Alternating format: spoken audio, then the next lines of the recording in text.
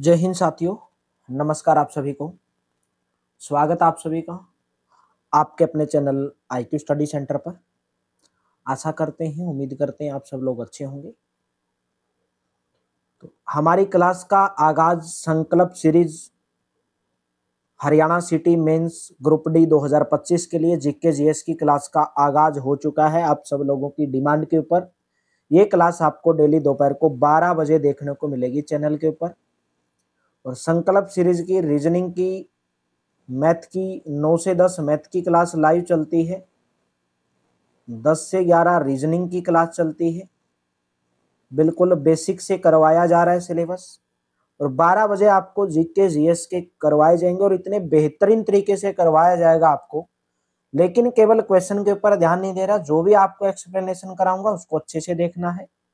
आपको लगभग मेरे दोस्तों में प्रीवियस ईयर को मिला के लगभग 7 से 8 हजार क्वेश्चन जीके जीएस के करवाने वाला हूं। इससे बाहर आपका कुछ आएगा नहीं, ठीक है। 7 से 8 हजार जीके, यानी कि साइंस भी रहेगी इसके अंदर। भाई कोई बोलेगा 2000 क्वेश्चन में आ जाएगा, ऐसा नहीं होता है। जीके बहुत बड़ा सिलेबस है। जीके के तो आप मेरे दोस्तों लाखों क्वेश्चन बना सकते हैं, कितने भी क्वेश्चन, करोड़ों क्वेश्चन बना सकते हैं। लेकिन 7-8 हजार ऐसे क्वेश्चन कराऊंगा आपको कि ग्रुप डी में 55 नंबर की आपकी साइंस आएगी, 15 नंबर की आपकी जीके आएगी, 15 नंबर की साइंस आएगी। अगर आप ये क्लासेज करते हैं, गारंटी से आप, मैं वादा दिलाता हूं, 30 में से 20 नंबर आपके इसी में से आएंगे।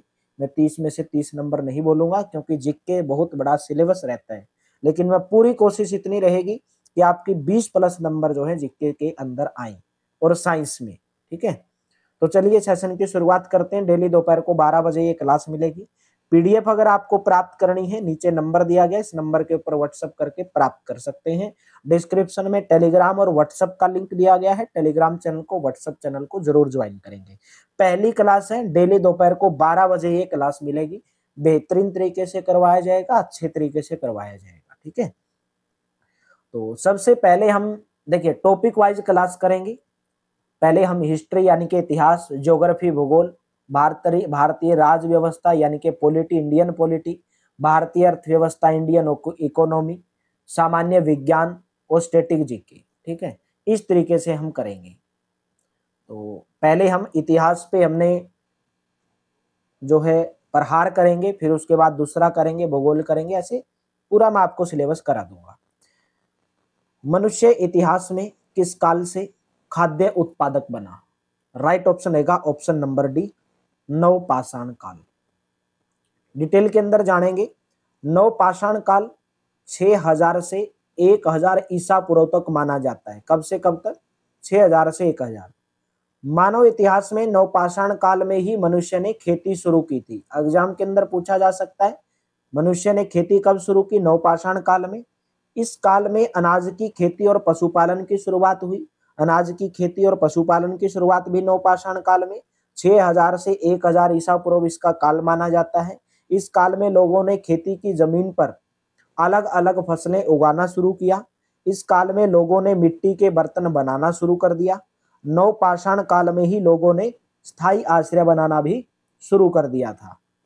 नेक्स्ट क्वेश्चन है, निम्नलिखित में से किस राज्य में दैमाबाद नामक ताम्र पाषाण कालीन सांस्कृतिक स्थल स्थित है? राइट ऑप्शन रहेगा ऑप्शन नंबर ए, दैमाबाद है महाराष्ट्र के अंदर। ए ऑप्शन करेक्ट रहेगा। दैमाबाद एक हड़प्पा कालीन स्थल है, महाराष्ट्र के अहमदनगर जिले में स्थित है। यह गोदावरी नदी की सहायक नदी परवरा के बाएं किनारे पर स्थित एक निर्जन गांव तथा पुरातात्विक स्थल है। बीपी बोप्परडीकर ने इसकी खोज की थी। दैमाबाद से हड़प्पा कालीन ताम्र रथ भी मिला है। नेक्स्ट क्वेश्चन है, निम्नलिखित में से कौन सा युगम सही नहीं है? इसमें से पूछा गया कौन सा युगम सही नहीं है। भीमबेटका कहां पर है? हम्पी कर्नाटक के अंदर है, बिल्कुल सही है। फतेहपुर सिकरी उत्तर प्रदेश, सही है। कोणार्क मंदिर उड़ीसा के अंदर। भीमबेटका की गुफाएं छत्तीसगढ़ के अंदर नहीं है, ये इसके अंदर सही सुमेलित नहीं है। डिटेल के अंदर जानेंगे कहां पर है। भीमबेटका की जो गुफाएं हैं वो मध्य प्रदेश के रायसेन जिले में स्थित एक पुरा पाषाण आवासीय स्थल है। यह शैल चित्रों और शैल आश्रयों के लिए प्रसिद्ध है। एग्जाम के अंदर पूछा जा सकता है कि भीमबेटका की गुफाएं किसके लिए प्रसिद्ध हैं, किस चित्रों के लिए प्रसिद्ध हैं? शैल चित्र और शैल आश्रयों के लिए प्रसिद्ध है। ऐतिहासिक सिद्धिदार कुआं यानी कि बावली, अग्रसेन की बावली कहां पर स्थित है? राइट ऑप्शन है ऑप्शन नंबर बी, दिल्ली के अंदर स्थित है। ऐतिहासिक सीढ़ीदार कुआं अग्रसेन की बावली नई दिल्ली के कन्नॉट पैलेस के पास है। यह एक संरक्षित पुरातात्विक स्थल है। यह एक ऐतिहासिक कुआं है जो कि 60 मीटर लंबा और 15 मीटर चौड़ा है। नेक्स्ट क्वेश्चन है, निम्नलिखित में से कौन सा मानव गतिविधि एवं सभ्यता के प्राक ऐतिहासिक काल का सही काल क्रम है? यानी कि आपसे पूछा गया है कि जो मानव ने जो भी गतिविधियां शुरू की उनका काल क्रम पूछा गया है। पहले कौन सा काल, फिर उसके बाद कौन सा, फिर उसके बाद कौन सा। तो सबसे पहले जो काल की बात करेंगे पुरा पाषाण काल, उसके बाद मध्य पाषाण काल, उसके बाद नव पाषाण काल। ठीक है, ये इनका काल क्रम अनुसार है। ऑप्शन नंबर ए करेक्ट रहेगा। मानव गतिविधियों एवं सभ्यता के प्रागैतिहासिक काल का सही काल क्रम अनुसार निम्नलिखित में से है। प्रापाषाण काल, फिर मध्य पाषाण काल हुआ, फिर नव पाषाण काल हुआ। प्राग ऐतिहासिक काल को पाषाण काल के नाम से भी जाना जाता है, पाषाण काल के नाम से भी जाना जाता है। नेक्स्ट क्वेश्चन है, हड़प्पा सभ्यता के दौरान किसकी मूर्तियों को बनाने के लिए लोस्ट वैक्स कास्टिंग तकनीक का उपयोग किया गया था? राइट ऑप्शन रहेगा ऑप्शन नंबर सी, कांस्य। सी ऑप्शन करेक्ट रहेगा। हड़प्पा सभ्यता में कांस्य की मूर्तियां बनाने के लिए लोस्ट वैक्स तकनीक का इस्तेमाल किया गया था। नेक्स्ट क्वेश्चन है, सुरकोटदा पुरातात्विक स्थल किस राज्य में स्थित है? राइट ऑप्शन रहेगा ऑप्शन नंबर बी, गुजरात राज्य में स्थित है। सुरकोटदा पुरातात्विक स्थल भारत के गुजरात राज्य के कच्छ जिले में स्थित है। यह सिंधु घाटी सभ्यता से जुड़ा एक छोटा किलाबंद स्थल है। यह एकमात्र ऐसा सिंधु घाटी स्थल है जहां घोड़े की अस्थियों के अवशेष मिले हैं। गुजरात में स्थित धोलावीरा हड़प्पा स्थल की खोज 1967-68 में जेपी जोशी ने की थी। मोस्ट इंपोर्टेंट क्वेश्चन है, तो एक्सप्लेनेशन पे मोस्ट इंपोर्टेंट ध्यान दिया करो मेरे दोस्तों। निम्नलिखित में से कौन सा हड़प्पा कालीन स्थल गुजरात में स्थित नहीं है? इनमें से पूछा गया गुजरात में कौन सा हड़प्पा कालीन स्थल स्थित नहीं है? आमरी, धोलावीरा, रंगपुर और लोथल, तीनों के तीनों कहां पर है? गुजरात के अंदर है, लेकिन आमरी जो है गुजरात के अंदर नहीं है। तो बात करेंगे यहां पर एक्सप्लेनेशन के साथ। हड़प्पा कालीन स्थल आमरी पाकिस्तान के सिंध प्रांत में है। और कहां पर ये जो स्थल है ये सिंधु नदी के किनारे है। आमरी से हड़प्पा पूर्व सभ्यता और परवर्ती हड़प्पा संस्कृति के बीच के संक्रमण युग से जुड़े साक्ष्य प्राप्त हुए हैं। कुछ महत्वपूर्ण हड़प्पा कालीन स्थल दिए गए हैं और वो कहां पर है, उनकी लोकेशन दी गई है। मांडा एक हड़प्पा कालीन स्थल है, गुजरात के अंदर है। मांडा हड़प्पा कालीन स्थल कहां पर है? गुजरात, जम्मू कश्मीर के अंदर है।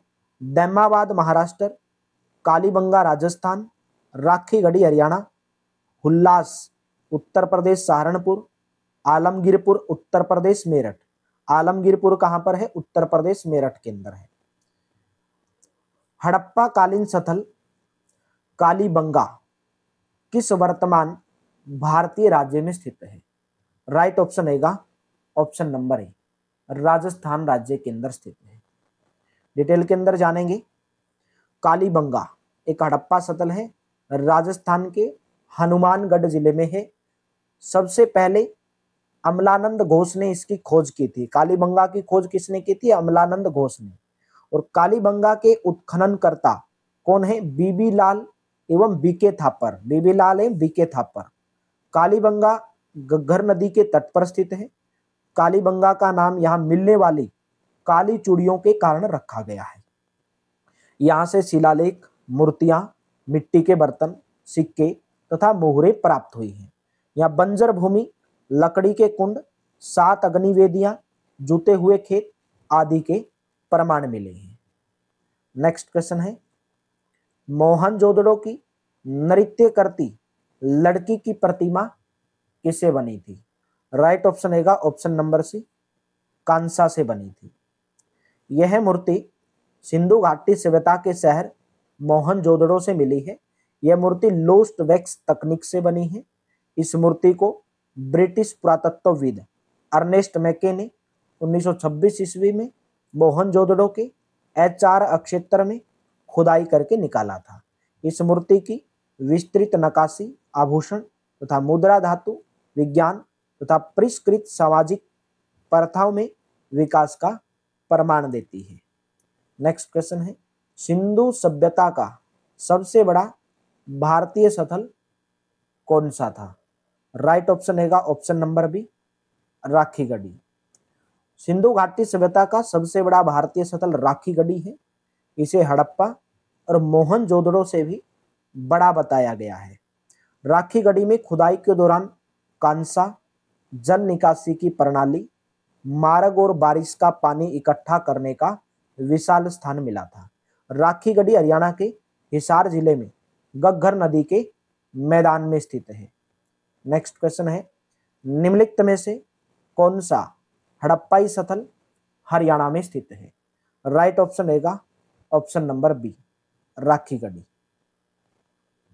नेक्स्ट क्वेश्चन है, धोलावीरा का हड़प्पा नगर कितने भागों में विभाजित था?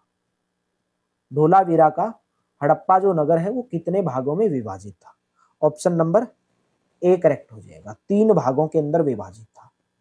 धोलावीरा पश्चिमी भारत के गुजरात राज्य में कच्छ जिले के भचाऊ तालुका के खादिरबेट में स्थित एक पुरातात्विक स्थल है। धोलावीरा शहर 3 भागों में विभाजित था।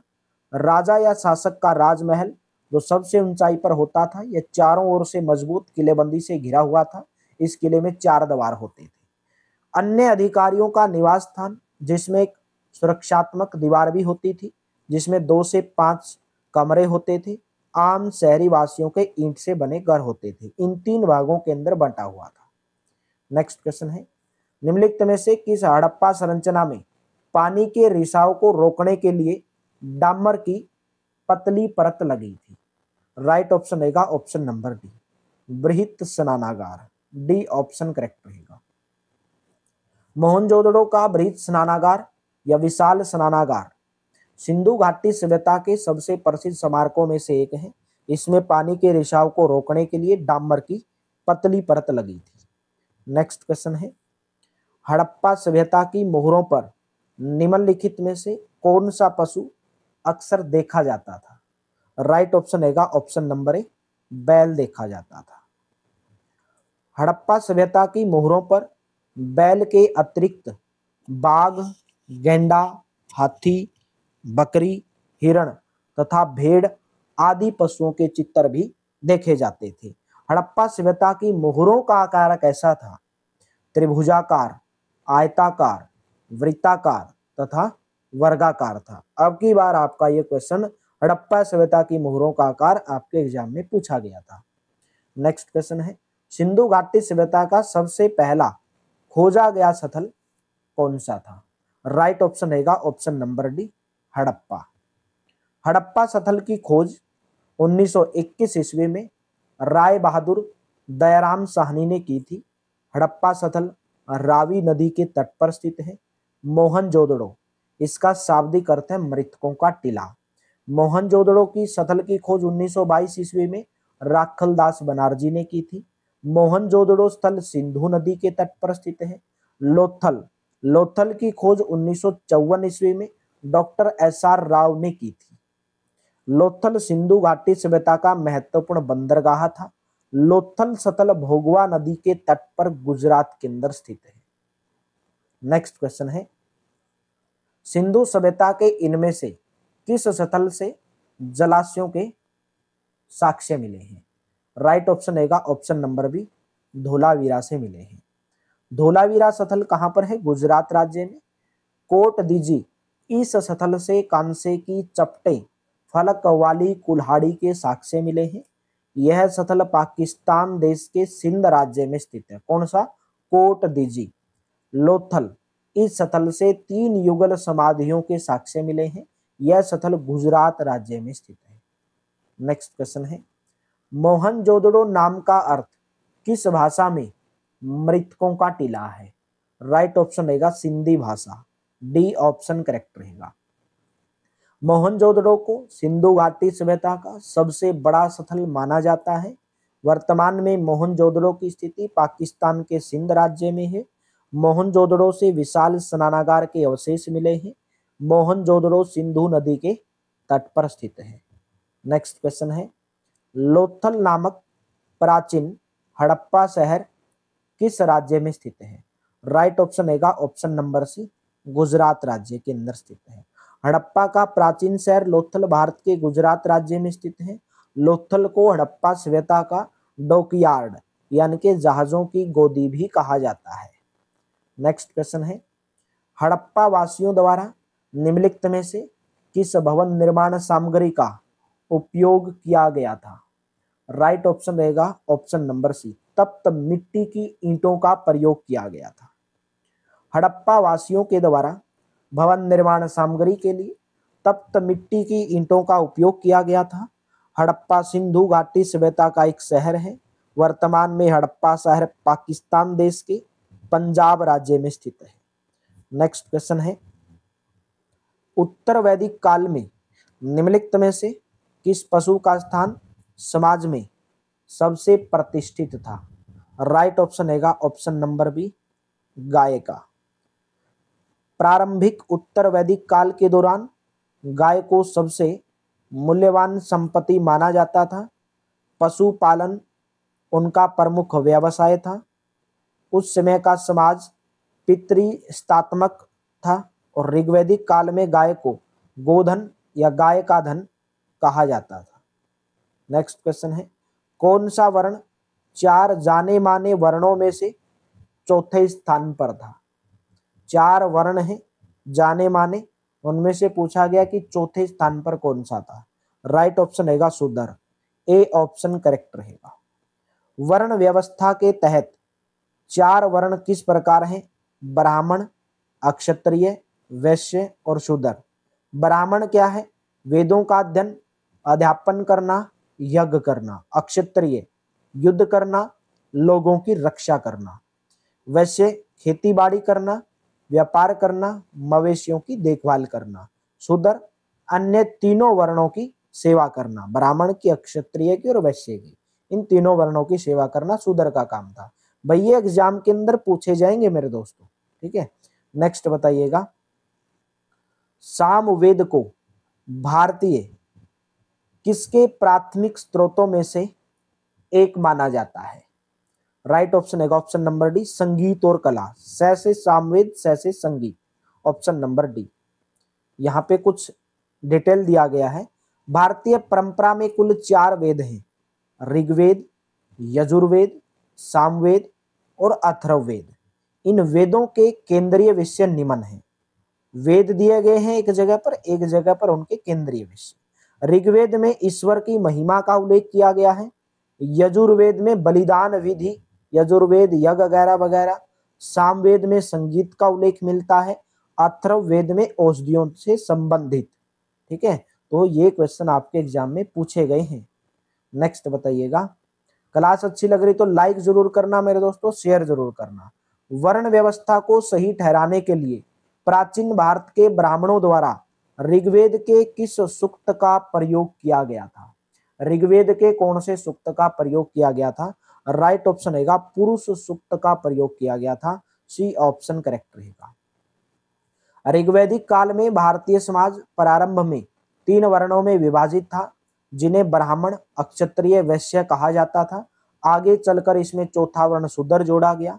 ऋग्वेद के 10वें मंडल के पुरुष सूक्त में पहली बार शूद्र वर्ण का उल्लेख मिलता है। कौन से मंडल में? 10वें मंडल में। ऋग्वेद में कितने मंडल हैं? 10 मंडल हैं, 1027 सूक्त हैं। पुरुष सूक्त में वर्ण विभाजन को धार्मिक आनुष्ठानिक आधार पर सही ठहराने की कोशिश की गई है। नेक्स्ट क्वेश्चन है, निम्नलिखित में से किस देवता को ऋग्वेद में किलों को तोड़ने वाले के रूप में जाना जाता है? किलों को, जो बड़े बड़े किले थे। ऑप्शन नंबर बी, इंद्र देवता को। बी ऑप्शन करेक्ट रहेगा। इंद्र को ऋग्वेद में किलों को तोड़ने वाला देवता माना गया है। इन्हें पुरंदर के नाम से भी जाना जाता है। इंद्र को पुरंदर के नाम से भी जाना जाता है। इसके अलावा इन्हें देवताओं का राजा और स्वर्ग का स्वामी भी कहा जाता है। किसको? इंद्र भगवान को, इंद्र देवता को। नेक्स्ट क्वेश्चन है, निम्नलिखित वेदों में से किसे ब्रह्म वेद के नाम से भी जाना जाता है? ब्रह्म वेद के नाम से किसको जाना जाता है? अथर्ववेद को। डी ऑप्शन करेक्ट रहेगा। वेद प्राचीन भारत के धर्म ग्रंथ हैं। इनकी संख्या 4 है। ऋग्वेद, यजुर्वेद, सामवेद, अथर्ववेद। 4 वेदों में सबसे नया वेद कौन सा है? सबसे नया वेद आपका अथर्ववेद है, चारों वेदों के अंदर। ठीक है। ऋग्वेद की बात करें, ऋग्वेद सबसे प्राचीन वेद है। इसमें 10 मंडल हैं, 1028 सूक्त हैं, लगभग 10,580 ऋचाएं हैं। यजुर्वेद में, यजुर्वेद के 2 भाग हैं, शुक्ल यजुर्वेद, कृष्ण यजुर्वेद। यज्ञ से संबंधित विधि विधान, बलिदान से संबंधित वो यजुर्वेद में है, जैसे यजुर्वेद जैसे यज्ञ। सामवेद में सैसे सामवेद, सैसे संगीत। ये चारों वेदों में आकार की दृष्टि से सबसे छोटा वेद कौन सा है? सामवेद। सामवेद का संबंध संगीत से है। नेक्स्ट क्वेश्चन, निम्नलिखित यज्ञ में से कौन सा घोड़े के बलिदान से संबंधित है? तो मैंने आपको बताया कि घोड़े के बलिदान से संबंधित इसमें से पूछा गया है कि कौन सा यज्ञ है। तो राइट ऑप्शन रहेगा ऑप्शन नंबर सी। अश्व का मतलब घोड़ा, तो अश्वमेध यज्ञ, सी ऑप्शन करेक्ट रहेगा। अश्वमेध यज्ञ घोड़े के बलिदान से संबंधित है। अश्वमेध यज्ञ का प्राचीन काल के वैदिक यज्ञों में प्रमुख स्थान है। अश्वमेध शब्द में अश्व शब्द का अर्थ घोड़ा, मेघ शब्द का अर्थ होता है बलि। नेक्स्ट क्वेश्चन है, भारत में वैदिक काल की अवधि कब तक चली? भारत में वैदिक काल की अवधि 1500 ईस्वी से ईस्वी पूर्व से लेकर 600 ईस्वी पूर्व। ऑप्शन नंबर ए करेक्ट रहेगा। भारत में वैदिक काल की अवधि वर्ष 1500 ईस्वी पूर्व से 600 ईस्वी पूर्व तक मानी जाती है। वैदिक काल को वैदिक युग भी कहा जाता है। भारत में वैदिक काल की शुरुआत सिंधु घाटी सभ्यता के बाद हुई थी। वैदिक काल को 2 भागों में बांटा जाता है। पूर्व वैदिक काल, जिसकी अवधि 1500 से 1000 ईस्वी पूर्व है। उत्तर वैदिक काल, जिसकी अवधि 1000 से 600 ईस्वी पूर्व है। तो 2 भागों के अंदर इसको बांटा गया है। नेक्स्ट क्वेश्चन है, शुरुआत में मगध महाजनपद की राजधानी निम्नलिखित में से कौन सी थी? राइट ऑप्शन रहेगा option number B, Rajgriha. B option correct रहेगा। मगध महाजनपद की प्रारंभिक राजधानी राजगृह थी। यह आधुनिक बिहार के राजगीर में है। मगध के राजा बिंबिसार ने राजगृह का निर्माण कराया था तथा इसे अपनी राजधानी बनाया था। मगध के बाद के राजा अजातशत्रु ने भी राजगृह को अपनी राजधानी बनाया था। मगध की एक और राजधानी पाटलिपुत्र थी, जिसे अब पटना के नाम से भी जाना जाता है। नेक्स्ट क्वेश्चन है, महाजनपद युग के दौरान उज्जैन किसकी राजधानी थी? राइट ऑप्शन रहेगा ऑप्शन नंबर बी, अवंती की राजधानी थी। बी ऑप्शन करेक्ट रहेगा। अवंती प्राचीन भारत का एक महाजनपद था जो वर्तमान में मालवा क्षेत्र में आता है। विंध्य पर्वत के कारण से यह जिला 2 भागों में बंटा हुआ था। उत्तरी भाग की राजधानी उज्जैन थी, दक्षिणी भाग की राजधानी महिषमती थी। उज्जैनी को अवंतिकापुरी के नाम से भी जाना जाता है। उज्जैन में भगवान शिव के 12 ज्योतिर्लिंगों में से एक महाकाल मंदिर है। कहाँ पर? उज्जैन के अंदर। तो आज की क्लास में मेरे दोस्तों 30 क्वेश्चन ही करेंगे। बाकी में नेक्स्ट क्लास जब हम लेकर आएंगे तो धीरे धीरे आपके 50 क्वेश्चन 60 क्वेश्चन 100 क्वेश्चन तक मैं आपको डेली क्लास के अंदर कराऊंगा और इसी तरीके से कराऊंगा, चाहे आपकी 1 घंटे की क्लास रहो। अगर आप ईमानदारी से करोगे जितने मैं आपको कराऊंगा, क्योंकि जीके आप कहीं से भी पढ़ो, कितना भी पढ़ो, आपकी मर्जी है, लेकिन मेरे दोस्तों मैं उन स्टूडेंट के लिए एक रामबाण सिद्ध बनना चाहूंगा जो विश्वास करके मेरे ऊपर पढ़ते हैं। मैंने आपको बोला कि मैं कम से कम आपको 8000 क्वेश्चन, जिसमें ऑल इंडिया जीके, भूगोल, इकोनॉमिक्स, सबका सब, पॉलिटी, आपकी साइंस, फिजिक्स, केमिस्ट्री सब रहेगा, ठीक है। तो 8000 के आसपास क्वेश्चन, जिसमें आपके प्रीवियस ईयर क्वेश्चन भी इंक्लूड रहेंगे। तो इसी तरीके से बेहतरीन तरीके से कराया जाएगा। उम्मीद करता हूँ आपको क्लास अच्छी लगी होगी। तो वीडियो को लाइक करना, शेयर करना। डेली दोपहर को 12 बजे आपको ये क्लास चैनल के ऊपर देखने को मिलेगी। Thank you, have a nice day.